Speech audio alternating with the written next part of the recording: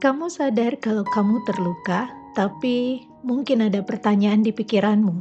Bagaimana kalau aku tidak mau mengampuni? Kenapa aku harus memutuskan untuk mengampuni?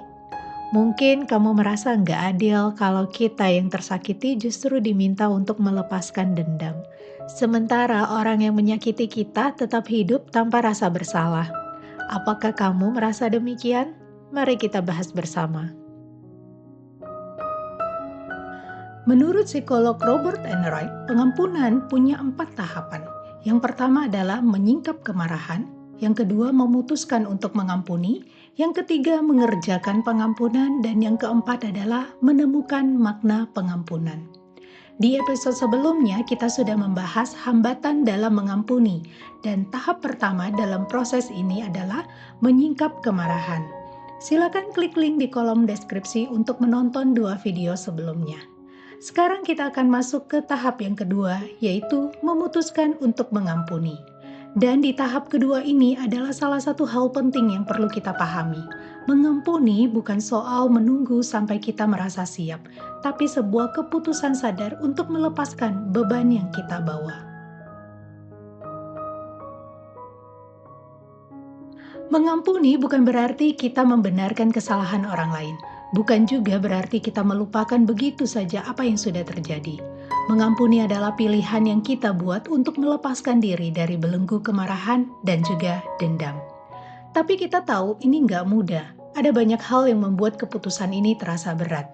Kadang kita takut kalau kita mengampuni itu berarti kita menyerah, seolah-olah kita kalah dalam pertarungan ini. Kita ingin mempertahankan harga diri, ingin menunjukkan bahwa kita bukan orang yang bisa diperlakukan semena-mena.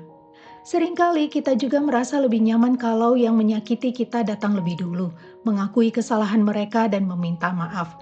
Tapi bagaimana kalau mereka tidak pernah melakukannya? Apakah kita harus terus membawa luka ini selamanya?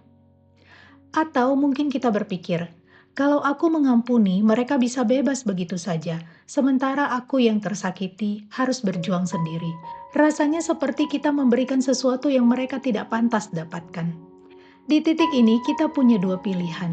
Yang pertama adalah terus menyimpan kemarahan dan membiarkan luka itu mengontrol hidup kita, atau kita mengambil keputusan untuk melepaskan dan melangkah maju. Bagaimana kita bisa mulai mengambil keputusan untuk mengampuni?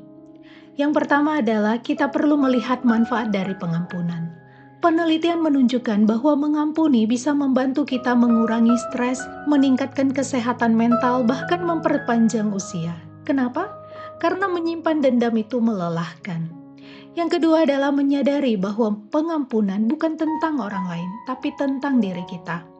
Seringkali kita berpikir bahwa mengampuni berarti memberikan keuntungan bagi orang yang menyakiti kita. Padahal pengampunan adalah hadiah untuk diri kita sendiri. Ini adalah langkah untuk membebaskan diri kita dari belenggu kepahitan yang mengikat kita.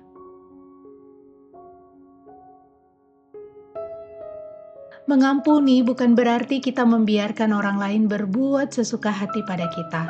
Bukan juga berarti menghapus begitu saja semua rasa sakit yang pernah ada. Mengampuni adalah tentang memilih pertumbuhan daripada kepahitan. Ketika kita memutuskan untuk mengampuni, kita sedang membuka ruang dalam hati kita untuk sesuatu yang lebih besar. Kita memberi ruang bagi Tuhan untuk membentuk hati kita, untuk memulihkan, menguatkan, dan mengajarkan kita tentang kasih yang sejati.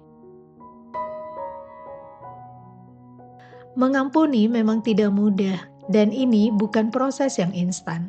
Kadang kita harus berjuang berulang kali untuk tetap memegang keputusan ini. Tapi satu hal yang pasti, ketika kita memutuskan untuk mengampuni, kita sedang mengambil langkah besar menuju pemulihan dan kebebasan sejati. Dan ingat, mengambil keputusan untuk mengampuni hanyalah awal dari perjalanan ini. Setelah ini, kita masih perlu mengerjakan pengampunan itu. Bagaimana caranya? Di episode berikutnya, kita akan membahas tahapan ketiga, yaitu mengerjakan pengampunan. Silakan subscribe untuk mengikuti episode selanjutnya, dan silakan like dan share jika memberkati. Silakan komen jika ingin sharing atau bertanya. Sampai bertemu di video selanjutnya. Tuhan Yesus memberkati.